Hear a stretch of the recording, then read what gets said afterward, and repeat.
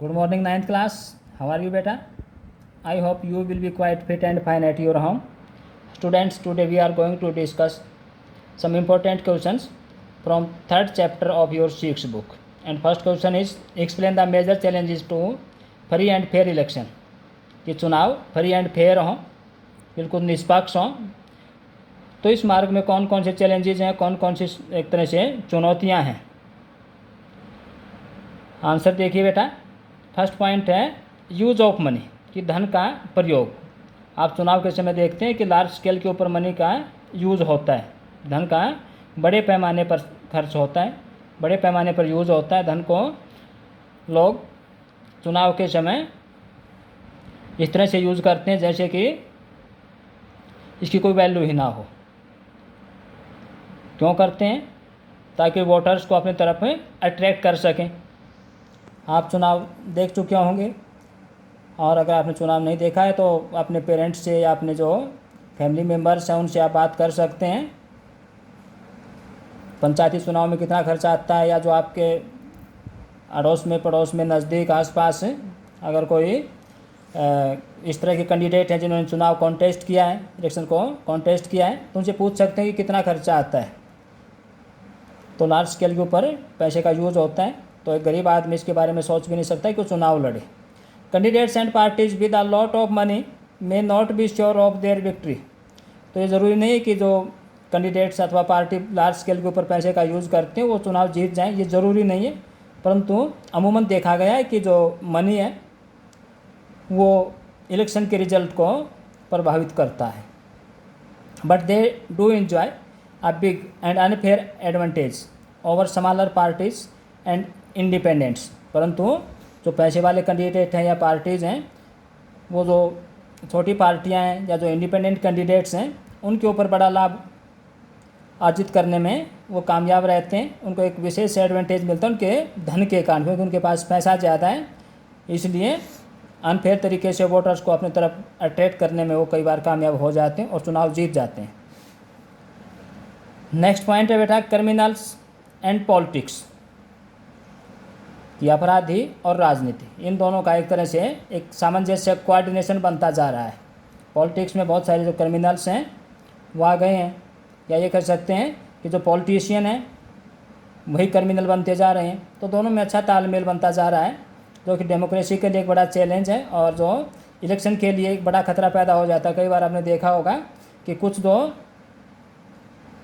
Candidate होते हैं वो जेल में होते हैं और उनके लिए जो उनके साथी हैं वो प्रचार कर रहे होते हैं, और वो इस तरह के कैंडिडेट कई बार जीत भी जाते हैं। तो अपराध का काफ़ी बड़ा रोल है राजनीति में। कई बार वोटर्स को धमकाते हैं, डराते हैं और अपने फेवर में वोटिंग करवा लेते हैं। In some parts of the country candidates and criminal connection have been able to push others out of the electoral race. तो कई बार जो कैंडिडेट्स हैं और उनके साथ जो क्रिमिनल हैं उनका जो आपसी तालमेल है, या अपराध का और कैंडिडेट का जो तालमेल है, वो दूसरे लोगों को इस तरह की राजनीति से बाहर कर देता है।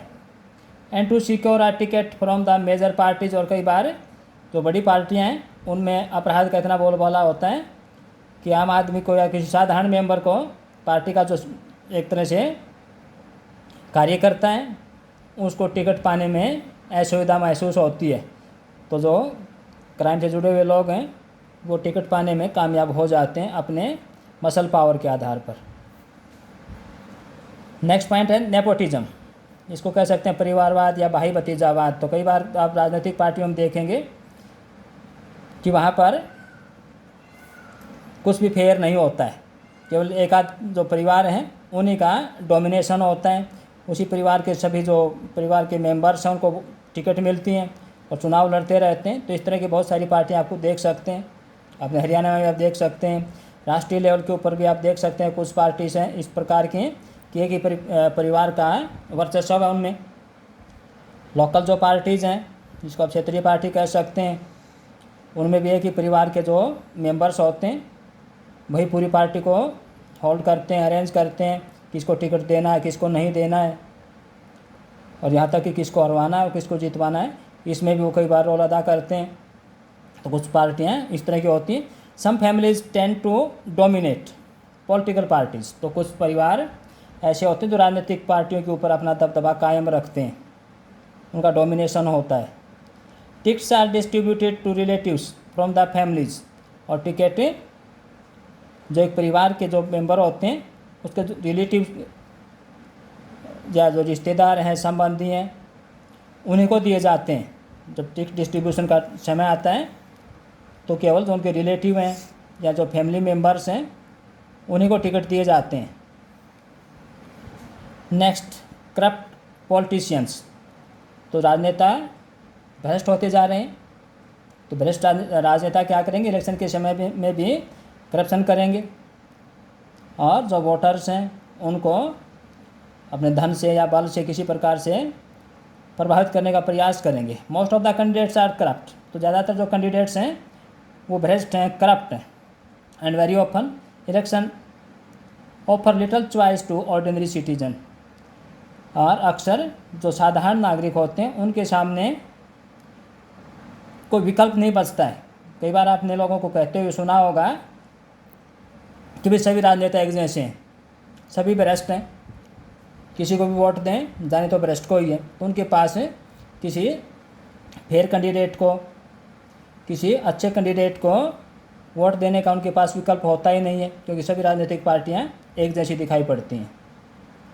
बेटा नेक्स्ट क्वेश्चन है, why is it not possible in modern democracies to establish rule of people without any election, कि बिना चुनाव के आधुनिक लोकतंत्र में